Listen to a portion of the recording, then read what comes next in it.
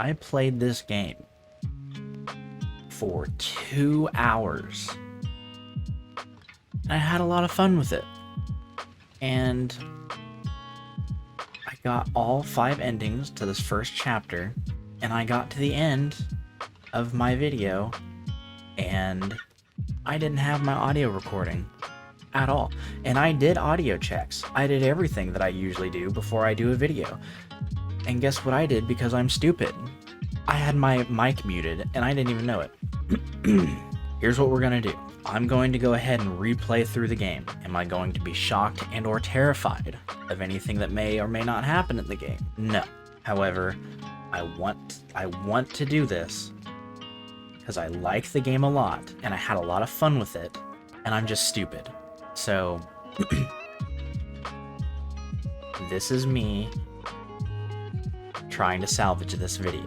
I have never gone through the 7 stages of grief quicker than I did with this game after I realized what I did. So here we go.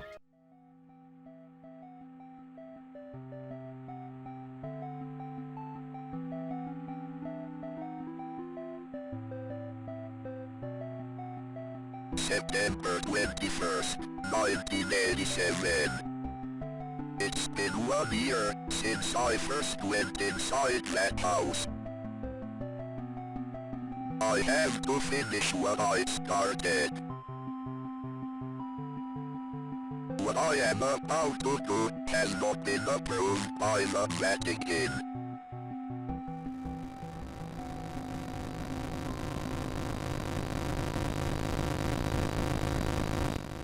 Faith is an 8-bit pixel horror survival game developed by Erdorf Games, consisting of 3 separate chapters.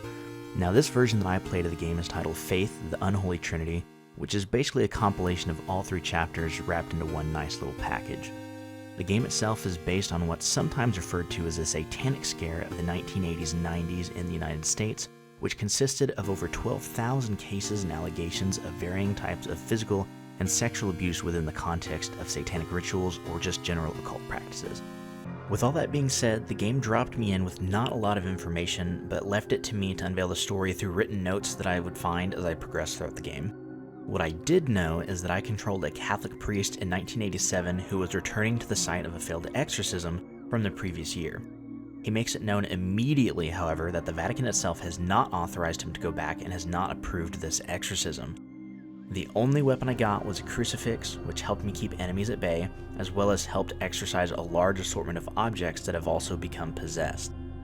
For the most part, exorcising the various possessed objects is what dropped the notes for me to learn the plot of the game and all the backstory leading up to this point. As soon as I started the game, I was attacked by this odd-looking humanoid creature that I assumed was the demon I had failed to exorcise the previous year. As I traversed through the woods and exorcised various objects, I picked up a large portion of the notes and was able to start piecing random bits of the story together.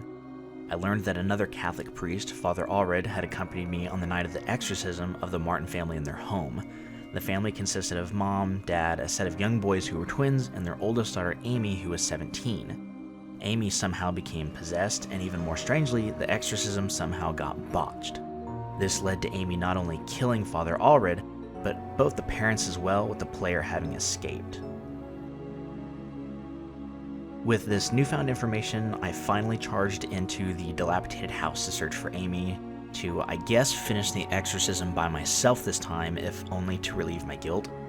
So the first thing I noticed was a very obvious large gray coat hanging by the door, which seemed suspicious to me and made me say out loud that somebody else had to be here besides a demon, but I kind of shrugged it off. But keep this in mind because this does come into play later. After exploring the house, exorcising a few more items, I learned a little bit more of the family's plight within the house.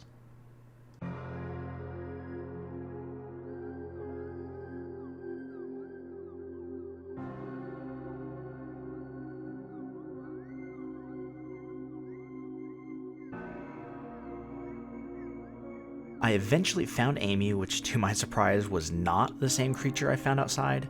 Amy immediately killed me, and all my crucifix did was chase her away and not exorcise the demon. So we proceeded to throw hands with each other for the next 30 minutes, with her killing me an ungodly amount of times.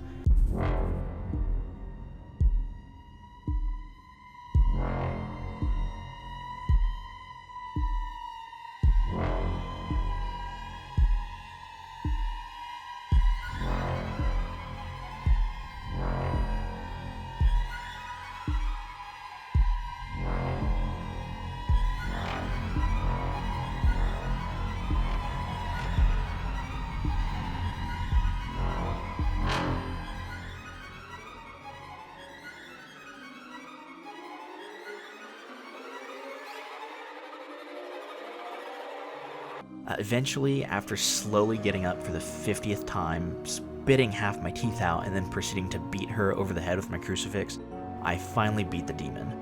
Or so I thought, as she literally jumped out the second-story window, and I'm assuming once again botching the exorcism in turn. So I immediately ran downstairs, found a gun with a single bullet, and blood writing that says, "Kill her."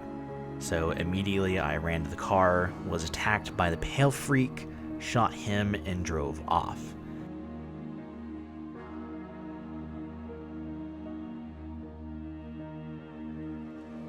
I will say of the Lord, He is my refuge and my fortress. My God, in Him I will trust. I shall not be afraid of the terror in the night, nor the evil that walketh in darkness. Because I have made the Lord my refuge. Because I have set my love upon Him, therefore will He deliver me. I shall call upon Him and He will answer me.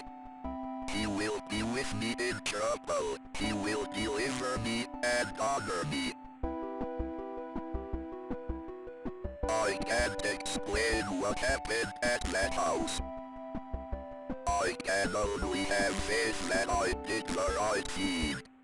This gave me ending 5 of 5, and is what I'm going to assume is the canon ending to Chapter 1, and is where Chapter 2 will pick off. And I say this because I wound up going back for all 4 of the other endings, and this is basically the only good one because the other endings I either died or got arrested.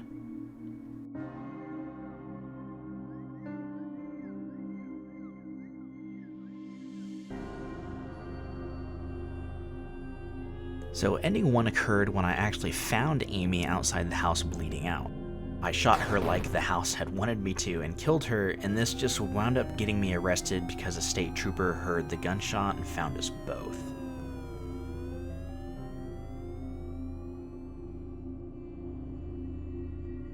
Ending 2 occurred when I shot an entirely different character. So if you remember the coat on the hanger, I'm assuming it's this guy's. I shot him, started driving home, and then the pale creature pops up in the backseat behind me and then killed me. After that, a letter popped up and I found out the man I shot was Father Garcia, and that the creature was a boy named Michael that he was caring for, and I'm assuming trying to exorcise. I'm guessing he was there to find Michael and was looking for him during this portion of the game. Ending 3 occurred when I shot a dead creature in the forest that kinda looked like a fox that was sacrificed.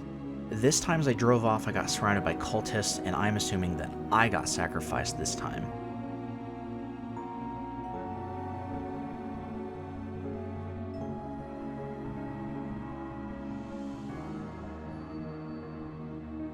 After this ending, I got a letter from Gary to Amy.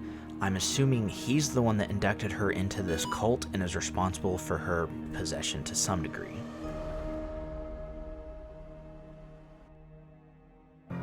The last ending, ending number 4, happened after I shot and killed one of the roaming deer in the forest. After driving off, a deer popped up in the road and made me crash into a tree, and then when I woke up, a huge crowd of deer showed up, and I'm assuming killed me because they're possessed. Weirdly enough, on the first playthrough, I was able to find plenty of deer. On this playthrough right here, I wasn't able to find a single deer after I had already picked up the gun. I actually went through a grid formation of the entirety of the map, up and down and sideways, and could not find another deer on my second playthrough, so I wasn't actually able to get this ending for the video. Okay, so that is going to be it for this video. It's not exactly what I wanted to do. It's a little bit different than what I usually do on the channel, but it was good practice for editing and everything else like that. Now, chapters 2 and 3 will be just normal playthrough Let's Plays like I usually been doing, so it's okay. I had fun, it was new, it gave me something to do. Was it a pain in the butt? Yes. But I thoroughly enjoyed this game so much that I wanted to put this video out because I want to keep playing it and putting it out on the channel. So thank you guys for watching and making it through up to this point. If you did enjoy the video, let me know, like, and subscribe, and back for chapters 2 and 3.